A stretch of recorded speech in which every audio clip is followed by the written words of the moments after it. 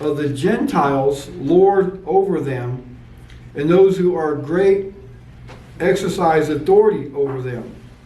Yet it shall not be so among you, but whoever desires to become great among you, let him be your servant. And whoever desires to be first among you, let him be your slave. Just as the Son of Man did not come to be a servant, but to serve, and to give his life a ransom for many. That was the cup he was talking about. The baptism of the Holy Spirit. Yes, all those guys are going to have to endure. All those guys are going to have to put up with. That's why he said, yes, you're going to have to drink from my cup. And yes, you're all going to be baptized with the Spirit. Because whenever the day of Pentecost comes, right after that, they thought they were going to be attacked when they were hiding in the upper room. After that, it was even worse. That's when Saul came into the picture and just started thumping everybody. So, greatness is serving. And in Acts 18, 1 through 5, I know I got that right here. It says, after these things, Paul departed from Athens and went to Corinth, and he found a certain Jew named Aquila, born in Pontus, who had recently come from Italy, and his wife Priscilla, because Claudius had commanded all the Jews to depart from Rome, and he came to them. So, because he was of the same trade, he stayed with them. This is Paul, stayed with Claudius and Priscilla. So he stayed with them and worked for, by occupation, they were tent makers. So he's hanging out people in the worldly aspect, like a mechanic, getting a mechanic job with his mechanic friends. He's a tent maker. Verse 4, and he reasoned in his synagogues every Sabbath and persuaded both Jews and Greeks. When Silas and Timothy had come to Macedonia, Paul was compelled by the Spirit and testified to the Jews that Jesus is the Christ. So now we see, going back to James, what James was compelled to do. I have no idea how James preached in the first church. Well, it's the same thing. He was compelled by the Spirit to testify to the Jews that Jesus is the Christ. So that's what James was doing. And after that, he was also, people who hadn't heard Jesus' words, he was sharing them the words that we read and read now about this new kingdom and being kingdom-minded. So Paul's earthly work was tent maker, but he went on the Sabbath and reasoned with them. So on a day of no work, Paul went to work. So Paul's kingdom work took place in the synagogues. He reasoned with and persuaded with the Jews and the folks coming and going, the Greek believers and everything. And this is on the day of no work, like I just said. So on the day of the Sabbath, we weren't supposed to work, which is an earthly thing. Kingdom-minded people are always working to bring people through the reconciliation of Jesus Christ's work on the cross back to God. So, but the earthly rules of work don't stop us from kingdom work. Right there, he knew all the rules of Judaism because he was Saul before he was Paul. We know the story. But even so, he, like that song about being redeemed, I'm not the same as I used to be.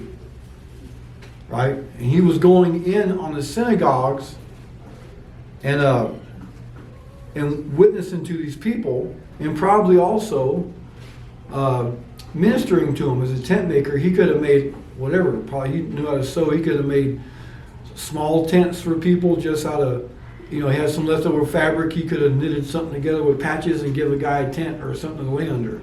So I'm saying he ministered with his earthly work, but he was worried about his kingdom work. And that's how we got to be.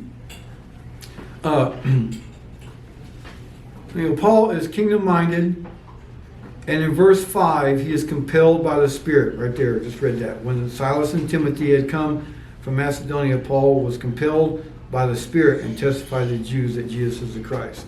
So now he's compelled by the Spirit, and he is given by the Lord through the Holy Spirit power to use the gifts given to him. You know, we're just not saying a little simple prayer and coming to church on Sunday and sitting in the back row and giving our dollar bill. That's not what this redeemed thing looks like. Now, I'm glad y'all played that song. I'm going to go into a little story I learned about being redeemed. So now he has this Holy Spirit power-driven ability to preach and to minister, or to share, or to witness, whatever you want to call it, and minister. And he uses the spiritual gifts and the physical gifts given to him. And he's moving in authority, for his king, his Lord, has given him order. And just like how it says that Jesus went about doing good, you know, freeing everybody, healing everybody, and casting out demons. You know, Paul probably heard that from the disciples he hung out with that. Here we also see James, you know, he was doing the same thing too. So you know, we know that verse Paul says, imitate me as I imitate Christ. You know, like we say in the one program, you know, imitate the winners, hang out with the winners. So now the difference though is we have authority to speak authority. Jesus has given us authority over every aspect of life. And sometimes the first thing we have to speak over is our own lives. Because we were listening to that one song and the lady was just all down and out and always having to like re-pray her guts out. You get over this. Re-pray her guts out. We get over this. I was telling Sean, just speak with authority to whatever it is you got to continually pray over that's attacking you to be gone, to be bound. Speak with authority, and that's what Paul's doing. But he's doing it now, like in verse 8 and verse 9, he's doing it with revival, and he's doing it in whole, just not in part. And in verse 10, it says, 8, 9, 10 says, then Crispus, the ruler of the synagogue, believed on the Lord with all his household. And many of the Corinthians, hearing, believed and were baptized. That's revival. And the ruler of the synagogue isn't the head priest. It was like the head maintenance guy. He was in charge of the keeping of the temple. But it says many Corinthians believed. Verse 9, now the Lord spoke to Paul in the night by a vision. Do not be afraid, but speak and do not keep silent. So that's why I said in verse 9 right here, it says he's empowered. And don't keep quiet. You know, I said you're not a back row Baptist. You're not born again to sit soaking sour. Now if you know who your king is, you know, if you know who your Lord is, and go about doing good. And in verse 10 it says, for I am with you, this is in red, and no one will attack you to hurt you, for I have many people in this city. So also right there, he may have went into a strange city, but there is an established church in Corinth. And I don't know if it's established yet at this time, but believers are already there. So the church, not physically, but the church spiritually has been set up. And Jesus is telling them to go, and go speak boldly, and don't worry about your needs, whatever, because the church is there. That's why we have to be part of a local church. You have to be accountable to a local church, because there's power also being in that local church. He did not tell anybody to go do this all by yourself. No one's an island unto themselves, and no one is just